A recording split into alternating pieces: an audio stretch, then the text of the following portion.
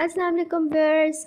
आज हम बहुत ही मज़ेदार फ़िरनी बनाएंगे बग़ैर किसी पैकेट के, लेकिन ये बिल्कुल पैकेट जैसी होगी, बहुत ही टेस्टी होगी। तो चलें जल्दी से देखते हैं कि इसके इंग्रेडिएंट्स क्या होंगे। 5 से 6 अदद सब्ज़ इलायचियाँ ली और उनको अच्छे तरीके से ग्राइंड कर लिया। कुछ पिस्ते और बादाम हैं जिनको हम गार्निश के लिए इस्तेमाल करेंगे और इसको अभी मैं बारीक बारीक काट लूँगी। उसके अलावा 10 से 12 पिस्ते लिए, 10 से 12 बादाम लिए। उनको अच्छे तरीके से धो के 1 घंटे तक पानी के अंदर कम से कम हमने भिगोना है। फिर उनके छिलके उतार के उसको किसी कपड़े से या पेपर से खुश्क करके उसके बाद पंखे के नीचे या धूप में अच्छे तरीके से ड्राई कर लिया और उसके बाद उसको ग्राइंडर में हमने ग्राइंड किया है। और बहुत ज़्यादा हमने बारीक इसको ग्राइंड नहीं किया, थोड़ा सा मोटा रखा है ताकि फ़िरनी के अंदर अच्छा रिच टेस्ट आए। 3 टेबलस्पून पाउडर मिल्क लिया है, ये आप किसी भी ब्रांड का ले सकते हैं, इससे बहुत ज़बरदस्त टेस्ट आएगा फ़िरनी के अंदर। और यहाँ पर हमें चावलों का पाउडर चाहिए, आप बाज़ार से भी ले सकते हैं, मैंने ख़ुद बनाया है। 3 टेबलस्पून चावल लिए, उनको साफ़ करके धो के उसको किसी छन्नी पे फैला के अच्छे तरीके से पंखे के नीचे या धूप में उनको ड्राई कर लिया और फिर ग्राइंडर में उनको ग्राइंड कर लिया। और इसका मैंने बिल्कुल फ़ाइन सा पाउडर बनाया है, बिल्कुल आटे की तरह, क्योंकि फ़िरनी के अंदर आमतौर पर मोटे मोटे चावल नहीं होते, इसलिए अगर आप चाहें तो इसको थोड़ा मोटा भी रख सकते हैं। मैंने यहाँ पर बिल्कुल बारीक इसको ग्राइंड किया है।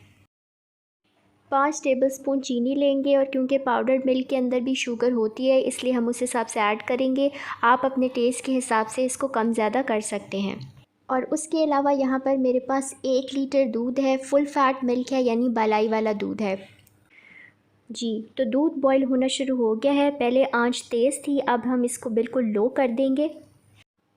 अब हम इसके अंदर चावलों का पाउडर डालेंगे और साथ ही चमचा चलाना शुरू करेंगे और हम वक्फे वक्फे से चमचा चलाते जाएंगे अब जब तक फ़िरनी तैयार नहीं हो जाती, क्योंकि जो चावलों का आटा है वो इसमें नीचे लग सकता है और इसमें गुठलियाँ भी बन सकती हैं, तो इसलिए लगातार चमचा चलाना ज़रूरी है। और यहाँ पर एक बहुत ही इम्पॉर्टेंट चीज़ ये है कि हम बहुत ज़्यादा चावल जो है फ़िरनी के अंदर इस्तेमाल नहीं करेंगे, क्योंकि अगर हम बहुत ज़्यादा चावल इस्तेमाल करेंगे इसके अंदर 1 कप या हाफ़ कप, तो वो बहुत जल्दी गाढ़ा कर देंगे फ़िरनी को और वो अच्छे तरीके से पक नहीं पाएगी। साथ ही हम इसके अंदर इलायची पाउडर डाल देंगे, साथ ही इसके अंदर खुश्क दूध यानी पाउडर्ड मिल्क डाल देंगे, साथ ही ग्राइंड किए हुए पिस्ते बादाम डाल देंगे। और अब इसी तरह बिल्कुल लो फ्लेम है और हम वक्फे वक्फे से चमचा चलाते जाएंगे और जब तक ये गाढ़ी नहीं होगी हम इसको पकाते रहेंगे। जितनी कंसिस्टेंसी हमें चाहिए उससे हम थोड़ा सा इसको पतला रखेंगे, क्योंकि ये ठंडी होने के बाद भी थोड़ी सी गाढ़ी हो जाएगी। पकाने के दौरान अगर कहीं पर आपको गुठली फ़ील हो तो आप चम्मच की मदद से या फ़ोर्क की मदद से उसको मसल लें और हम इसी तरह से लगातार चमचा चलाते जाएंगे वक्फे वक्फे से जी। तो इसको पकते हुए तकरीबन 5 मिनट हो चुके हैं। अब हम इसके अंदर शुगर ऐड करेंगे और शुगर आप अपने टेस्ट के हिसाब से ऐड कर सकते हैं, पहले थोड़ी सी आप शामिल करें फिर आप इसको टेस्ट कर सकते हैं। तो यहाँ पर 7 से 8 मिनट में आप देख सकते हैं कि ये अच्छी गाढ़ी हो चुकी है, कंसिस्टेंसी इसकी हमें इतनी ही चाहिए। तो अब हम बस चूल्हा बंद कर देंगे जी।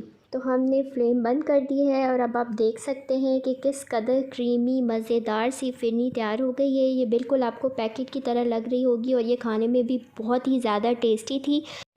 और अब इसको हम डिश आउट करके पिस्ते और बादाम से गार्निश करेंगे। इस रेसिपी को ज़रूर ट्राई कीजिएगा, इंशाल्लाह आपको बहुत पसंद आएगी। और वीडियो को लाइक करना और शेयर करना मत भूलिएगा। इंशाल्लाह ताला ऐसी मज़ीद मज़ेदार रेसिपीज़ के साथ हम दोबारा मिलेंगे, तब तक के लिए अपना बहुत ख्याल रखिएगा। अल्लाह हाफ़िज़।